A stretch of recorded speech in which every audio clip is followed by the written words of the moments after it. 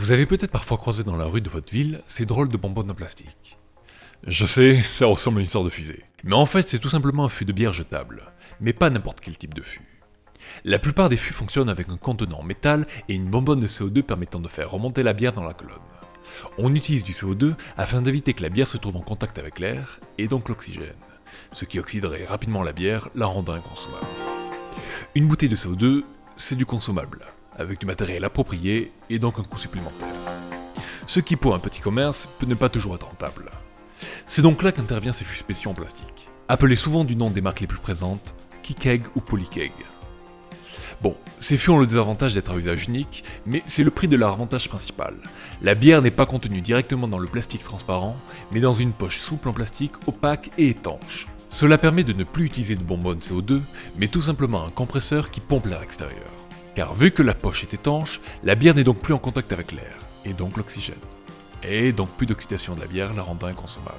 Cela permet de pouvoir la garder plusieurs semaines, voire mois, contre plusieurs jours en temps normal si elle avait été exposée à l'air. Enfin, bon bref, toute cette longue introduction pour tout simplement vous dire qu'aujourd'hui, on va essayer de recycler ces déchets.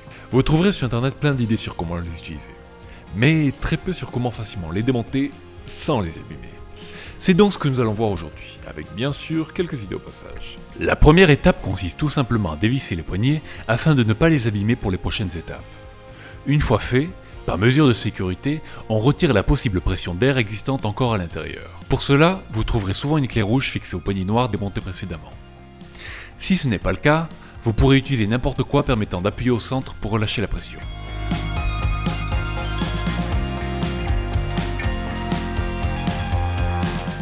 Maintenant que la pression est relâchée, nous pouvons commencer par taper à l'intérieur du cercle de la pièce grise afin de détacher la poche intérieure. Pour cela, j'utilise le côté étroit d'un marteau en guise de pointeau, afin de bien répartir la force lors des coups de massette.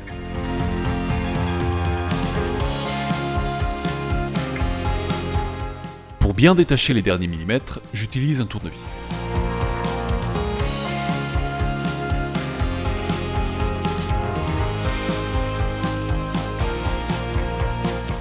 Une fois la poche complètement détachée, nous pouvons commencer par taper sur la pièce grise afin de faire descendre la bonbonne intérieure.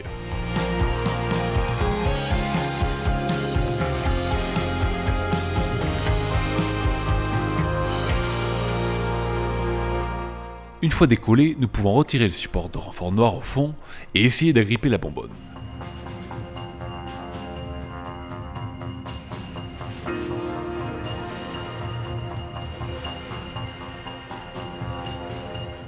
Pour que ça soit plus simple, je vous conseille de revisser le support noir et d'y caler vos pieds.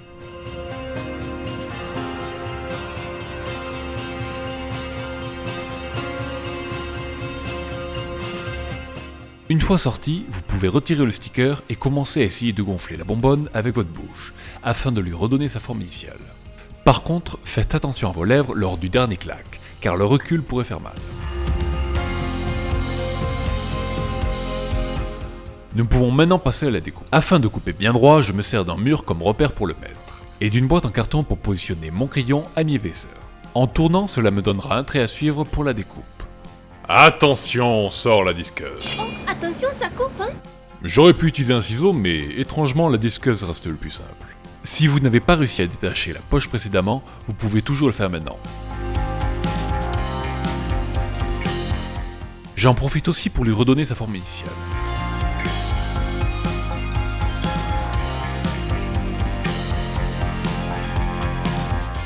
Afin de réutiliser cette partie de la bonbonne, on peut par exemple reprendre le support de renfort noir afin de la maintenir. Pour cela, il faut avant tout retirer le bouchon serti gris.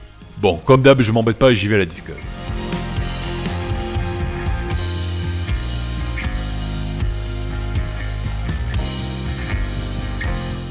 Une fois l'entaille faite, je me sers d'un gros tournevis plat pour le déclipser facilement. Afin que le support noir puisse accueillir cette partie de la bonbonne, je découpe à la scie cloche un trou suffisamment grand pour faire passer le goulot.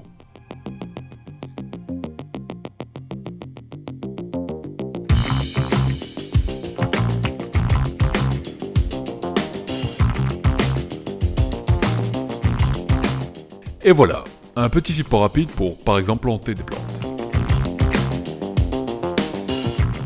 Et avec l'autre bout de la bonbonne, on peut par exemple faire une mini-serre. Je vous laisserai en description mes vidéos favorites sur YouTube sur des réutilisations intéressantes avec les Kikeg.